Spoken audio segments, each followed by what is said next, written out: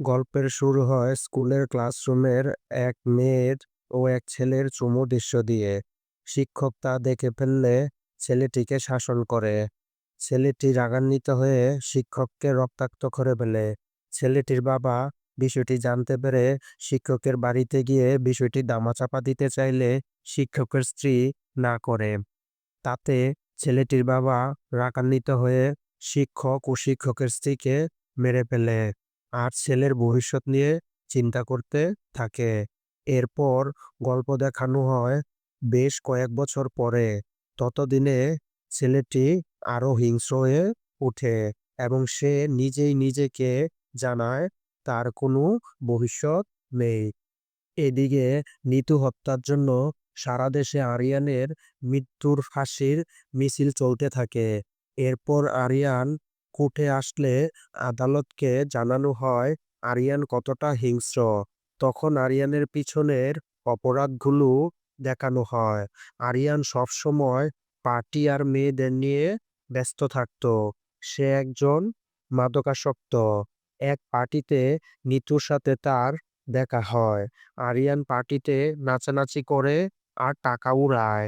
আর নিতু আসে অফিসের ডিনারে। আরিয়ানের টাকা উড়ানো দেখে সে তার চ্যারিটির জন্য টাকা চেয়ে বসে।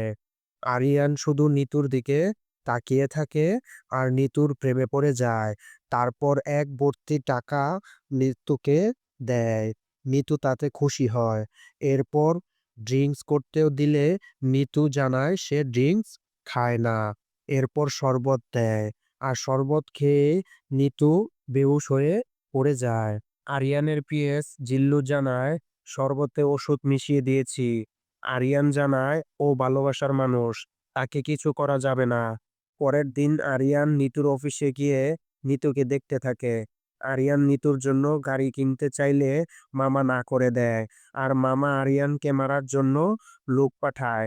তাদেরকে নিতুর সামনে এক এক করে শেষ করে দেয়, যা দেখে নিতু ভয় পায়। পরের দিন নিতুর বস অকথ্য ভাষায় গালি দিয়ে নিতুকে চাকরিচ্যুত করলে আরিয়ান অফিসে এসে নিতুর বসকে পিটায় আর নিতুর সামনে মাপ চাইতে বলে। এরপর নিতু বলে, আপনি আমাকে বিছানায় নিয়ে যেতে চান তো চলুন, আমি রেডি আছি। আরিয়ান জানায় ওটা চাইলে প্রথম দিনই করতে পারতাম, কিন্তু আমি তোমাকে অনেক ভালোবাসি। আরিয়ান একদিন পারিবারিক এক প্রোগ্রামে নিতুকে সবার সাথে পরিচয় করিয়ে দেয়। এর মধ্যে আরেক ব্যবসায়ী ছেলে প্রিন্স নিতুকে নিয়ে খারাপ কথা বলে। আরিয়ান রেগে যায়। পারিবারিক প্রোগ্রাম বলে কিছু করতে পারে না। কিন্তু পরবর্তীতে প্রিন্সের সব লোকদের মেরে প্রিন্সের মুখে মুতে দিয়ে আসে। মামা এসে বলে সবকিছু হয়েছে ওই মেয়েটার জন্য। আমি ওই মেয়েটাকে মারছি আর আপনি আরিয়ানু তার বাবাকে শেষ করুন। তারপর সিসিটিভি ক্যামেরা দেখে নিতুকে যারা গুলি করেছে তাদের কচুকাটা করে। পরের দিন নিতুকে নিয়ে আসে আরিয়ানের বাবার কাছে। আরিয়ানের বাবাকে দেখা দেয়। তাতে আরিয়ান রেগে যায়।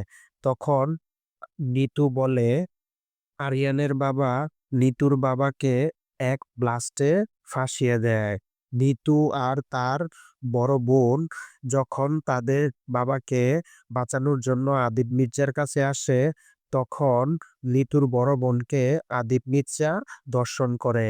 এরপর সবকিছু শোনার পর আরিয়ান তার বাবাকে নিতুর কাছে নিয়ে আসে, নিতুর কাছে সরি বলার জন্য। ছেলের ভয়ে বাবা সরি বলে। এদিকে ফারহান বিদেশ থেকে চলে আসে। বিদেশ থেকে এসে নিতুকে মারার বদলে বিয়ে করার সিদ্ধান্ত নেয়। আরিয়ানের কাছে চলে আসে এই খবর। আরিয়ান বিয়ের মণ্ডপে গিয়ে এক এক করে সবাইকে মেরে ফেলে। আদালতে আরিয়ান স্বীকার করলে আদালত আরিয়ানকে ফাঁসি দেয়। এদিকে আরিয়ানের বাবাও একই সময়ে সুইসাইড করে। আর এখানেই শেষ হয় বরবাদ সিনেমা।